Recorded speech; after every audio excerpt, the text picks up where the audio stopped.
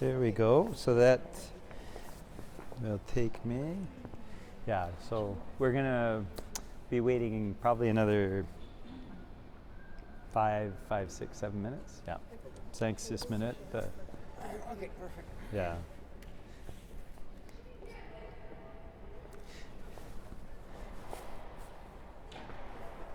Good looking group. Led by a good looking man. So, what do you think in terms of, should I be further back or is this a good spot? Yeah, you're This is good spot? Yep. Okay.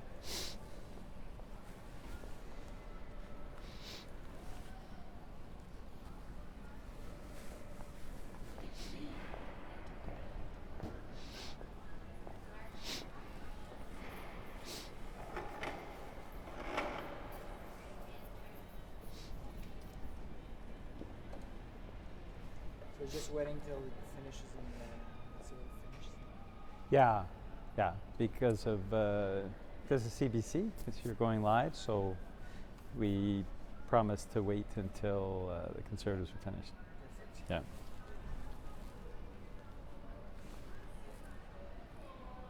Just let you, your mic is on right now. So Pardon me? just want to let you know the microphone is on. Absolutely. Careful what you say. Yeah. Okay. So I shouldn't make fun of a president or anything like that. Oh, yeah, No. that you can. No.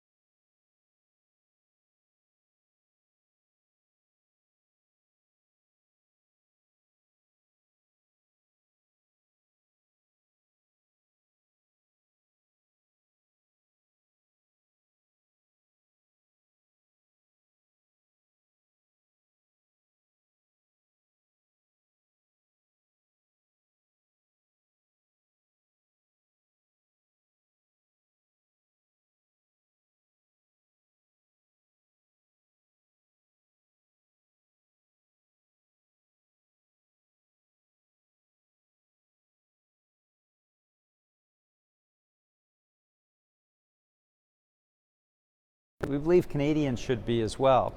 We'll recall that just last year, Bill Morneau announced massive handouts to banking CEOs, a $14 billion level of support that the federal government at the time, a majority government, was willing to do.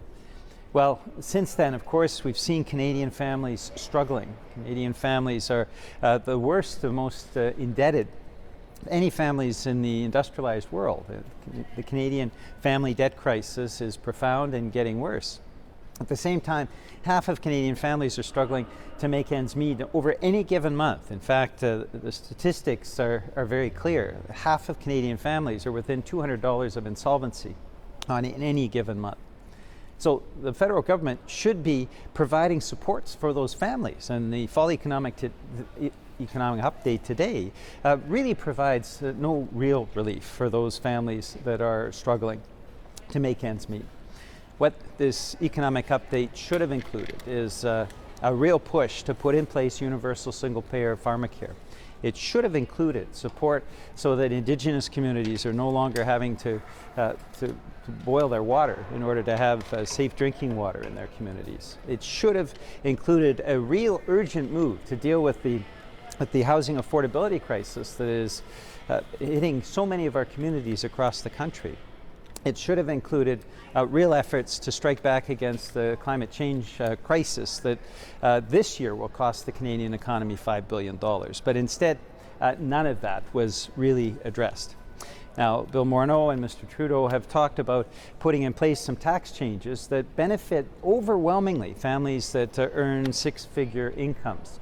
And what the NDP did last week when Parliament was sitting was propose that instead of putting forward those tax breaks that where the bulk of the actual benefit goes to families earning six figures, that we would cap those benefits at $90,000 so that those tax changes would benefit families earning less than $90,000, and at the same time put in place with the savings a dental care plan that would help the 4.5 million Canadians that don't have access to basic dental care in this country.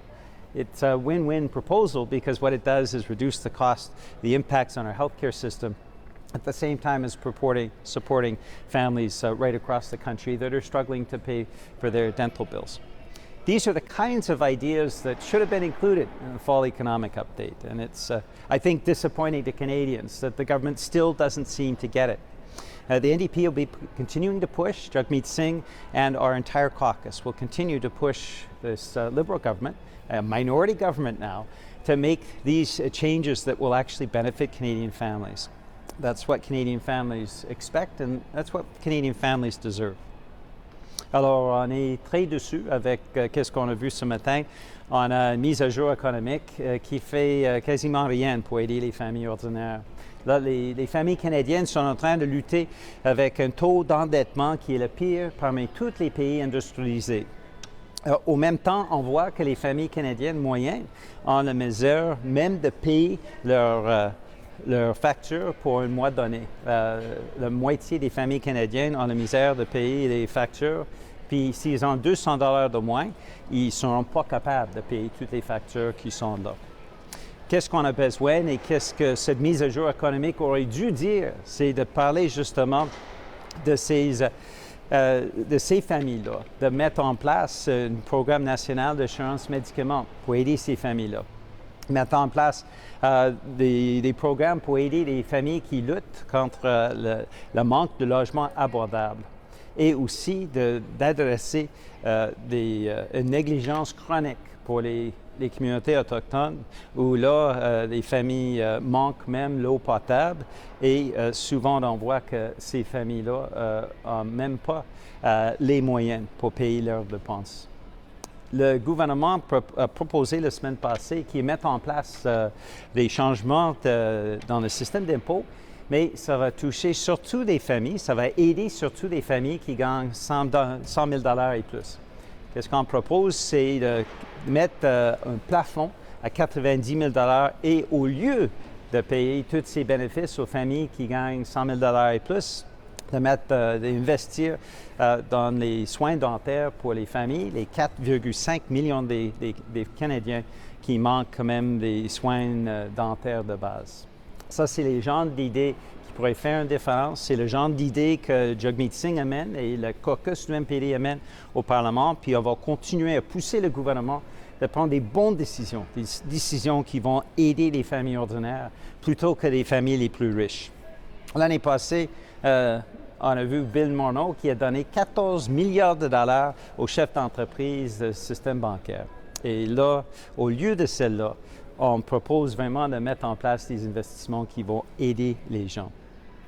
So, we're profoundly disappointed and we believe the government should be looking at a different direction. That's why we're proposing the ideas that we proposed. And this week, of course, in addition to our dental care plan that is a very smart move, and we hope that the government, who has backed off bringing forward the Ways and Means motion that they said they would bring last week, that over the next few weeks the government will reflect, and when Parliament reconvenes in January, that they will accept our amendments, their tax changes that actually allow us as a country to provide dental care to 4.5 million Canadians that don't have dental care presently. We also hope that the government is going to follow through on what was a unanimous direction from the House of Commons last week for the government to back off taking Indigenous kids to court and pay the compensation that the courts have ordered the government to do in the case of Indigenous kids who have been neglected by the federal government. These are the kinds of things we're hoping to see the government will move towards in the coming weeks after the Christmas season, because this fall economic update simply is inadequate and very disappointing, I think, to so many Canadians. Est-ce qu'il y a des questions? Are there any questions? Will this disappointment trigger a non-confident from the NDP to work with Conservative to topple the Trudeau government?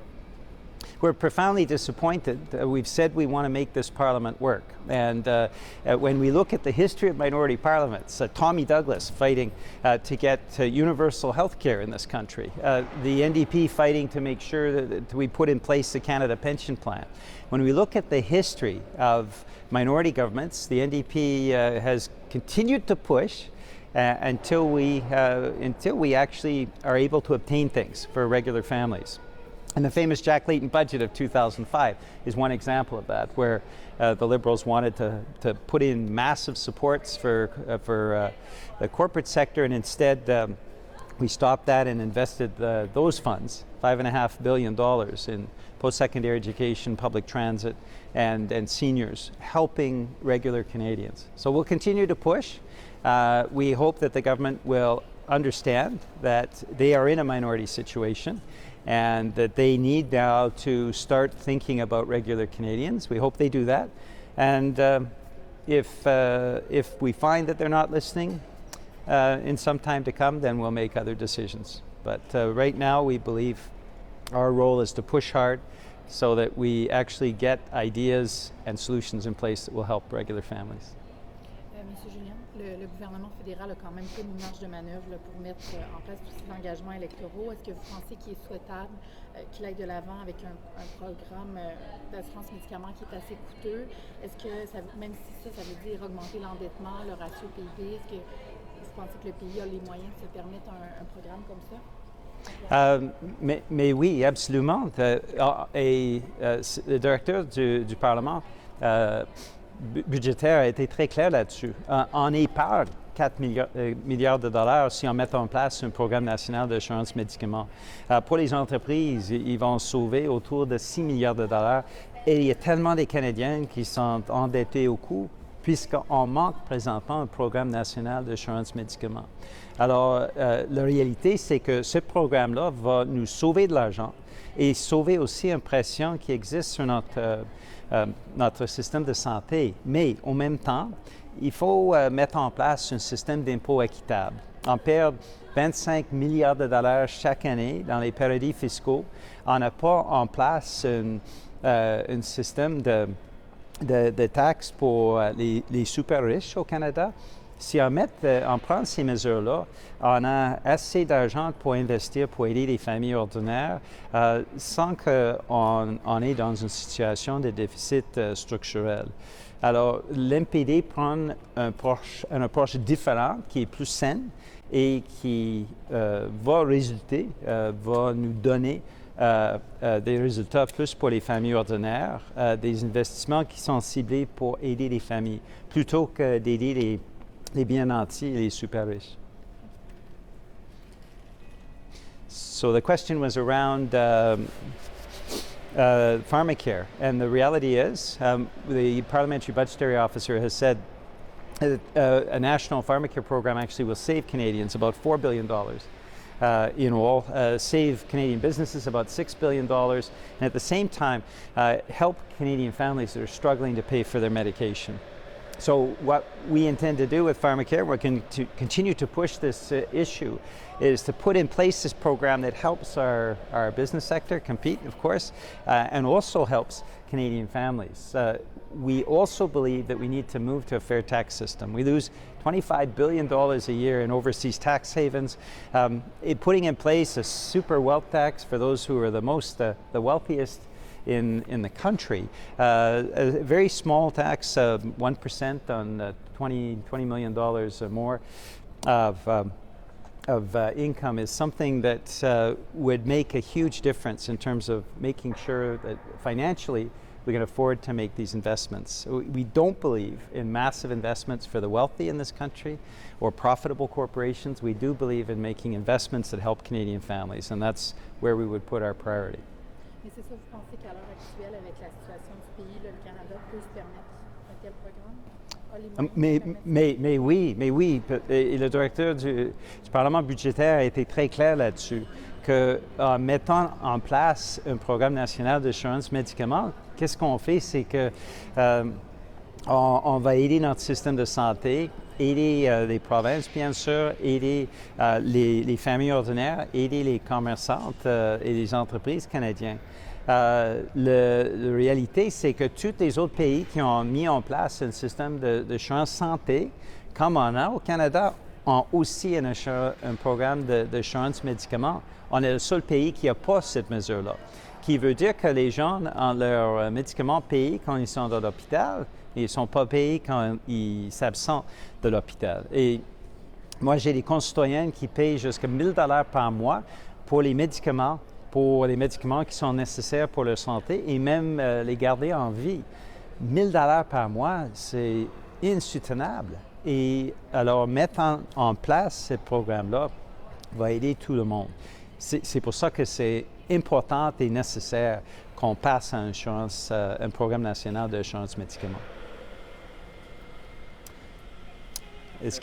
Other questions? Yeah? On the BC, how did BC fare?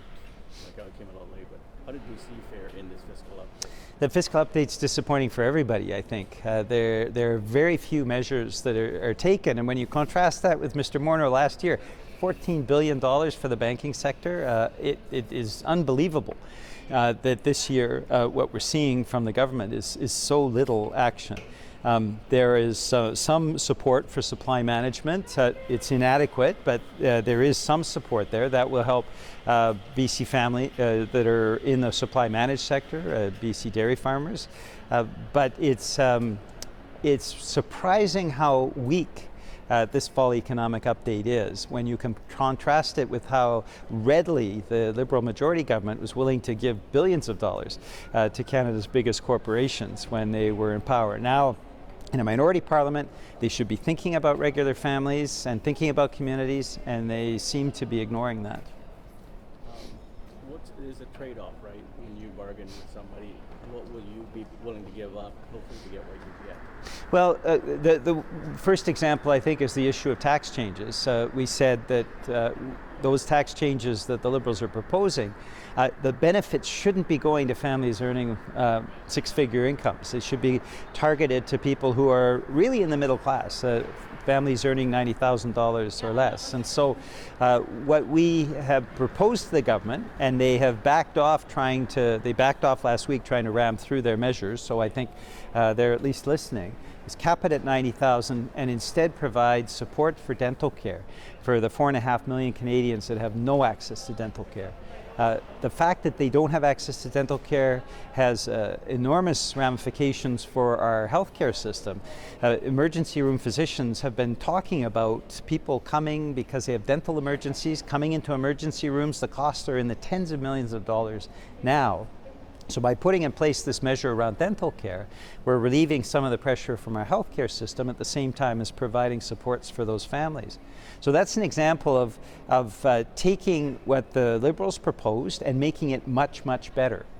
And I was gratified because Bill Morneau in the press conference last Monday said, no, we're going to just ram this through on Wednesday. And then they backed off, I think because they saw that our idea was much better than theirs. And we're hoping that when Parliament reconvenes at the end of January, they'll incorporate our better idea with their idea. And that's the way parties should be working together in this Parliament. So you got about 2-3 months. What's your plan for the next couple of months to really pressure the government? You've been doing a lot of meetings, bring up new ideas. Yes, well, I mean, we're talking to ministers. We're speaking out in Parliament. Jagmeet Singh, of course, is redoubling his efforts, going back and forth across the country. We're having lots of conversations. We believe that all parties should be working together. And Canadian families, I mean, are struggling through what can only be called a family debt and affordability crisis that's the worst in the Western world. So we actually need Ottawa and all parties working together to make real investments that are going to make a difference in their lives. Pharmacare is one example. Dental care is another. Stopping the profiting that the federal government's making on student loans, given the student loan crisis, that's another example. Building affordable housing, addressing Indigenous communities that don't have access to decent schools or housing or even clean water. Stop taking Indigenous kids to court. All of these are measures that can make a real difference. And of course, overlying all of that is the climate crisis. It cost our economy $5 billion this year. It's going to cost more next year. We need to take concrete measures to resolve the climate crisis. All of these are measures that the government should be taking, and that's what our role will be in this Parliament, as having the balance of power, one among a number of parties, is to push the government to do the right thing, and that's what we'll be doing. That's our game plan over the next few months. The Liberal government set a target to have 1 million immigrants in 3 years, but immigration services, settlement service funding are pretty inadequate at the best of times, according to Success and Mosaic. Do you think that target is reachable, and whether we have enough services, settlement services, for those 1 million newcomers that are coming? I think the number is very realistic if we have in place the resources to make sure that the transition is done well. And Jenny Kwan, our immigration critic, has been very effective in the House talking about the need for resources, English second language, French second language training, making sure that the supports are in place. We have to move to a healthier immigration system, not based on temporary foreign workers, not based on the very wealthy so-called entrepreneur class, which is basically if you have money, you can come to Canada, regardless of where the money comes from and what the money might serve for. And really focus on family reunification, building skills that we need in the Canadian economy, and making sure when those new Canadians come, the supports are there for them to learn English or perfect their English and then move on and providing an income for their family, which is what they all want to do as new Canadians. So the numbers are realistic if the investments are made, but instead we've actually seen the Liberal government cut back in a number of areas. And this doesn't make sense. The resources, the investments need to take place in the immigration system like in other areas.